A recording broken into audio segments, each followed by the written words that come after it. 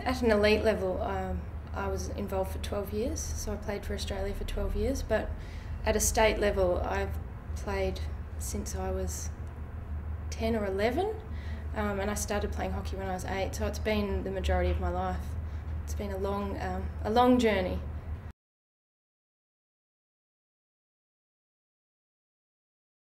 I think because my older sister was always the one I was chasing, I never really looked past what she had done, and it wasn't until I was offered a scholarship to the AIS when I was 18 that I really thought something was possible, and it probably wasn't until I got amongst the group over there that I thought, oh, I can do this and I want to be like these people. And prior to that it was all trying to chase my sister because she was, talent ID'd as the next big thing.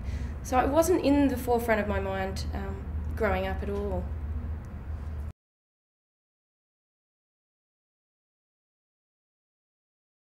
Opportunities, wow. I've travelled the world, I've met amazing people, I've been given opportunities to develop myself and so many personal skills.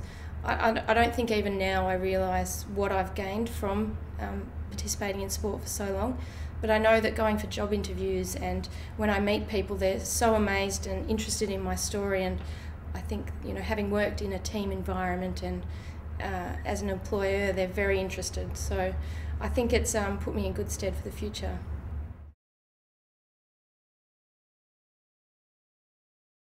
I think whenever you commit your life to something and give up so much time, there are implications across the board, and if you weren't having to sacrifice so much going through, the rewards wouldn't be so great. And in terms of study, I didn't start my first full-time degree until I was 21, and even work-wise, I did work, but I wasn't possibly able to go where I wanted with my job until I finished sport. Family-wise, I've missed my nephews growing up, and I have missed seeing friends and family a lot, which has been difficult, but I think it's all worth it when you achieve what you've planned to achieve. But certainly there are compromises and disadvantages to doing something at such a concentrated level.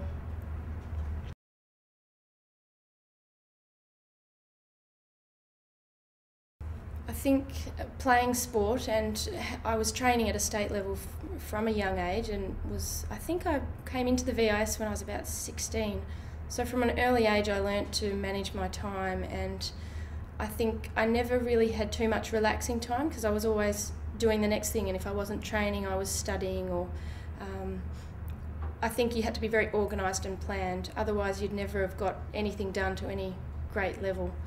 So managing my time was difficult, and I didn't probably get to socialise as much as I would have liked, but that's another thing that I'll be able to do now that I've retired.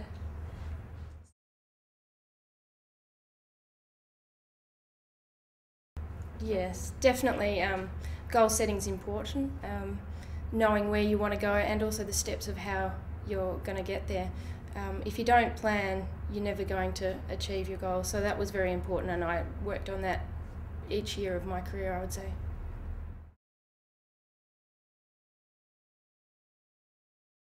In my first 4 years of playing international hockey, I was only able to study part-time and by distance education.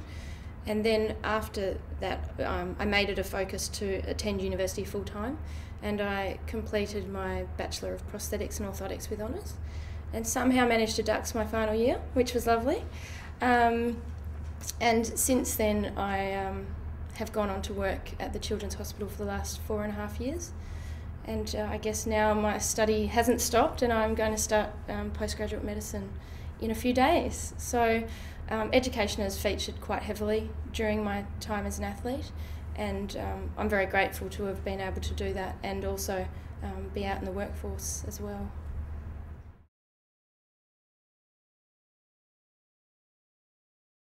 I couldn't have got through this without my family and friends, particularly my family, who have been so supportive and have always been there through the good and the bad times. And my parents have come to watch me play and have come over to Perth to help support me when I've needed it, and I think it's really, really important to have a good support network around you when you're doing something like playing sport for your country and trying to balance your life and being a normal person as well. It's quite a difficult journey.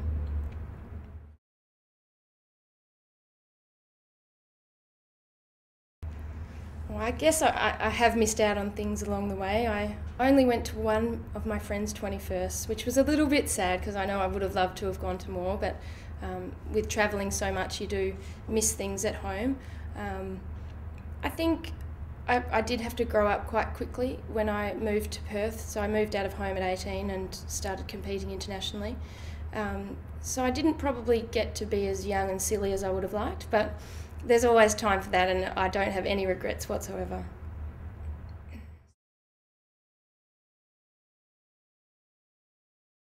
Not really. I think I've been lucky enough to combine work and study and sport and friends and family quite well, and I don't think I've missed out on many other things, and the bonuses that I've got along the way far outweigh anything that I've missed out on.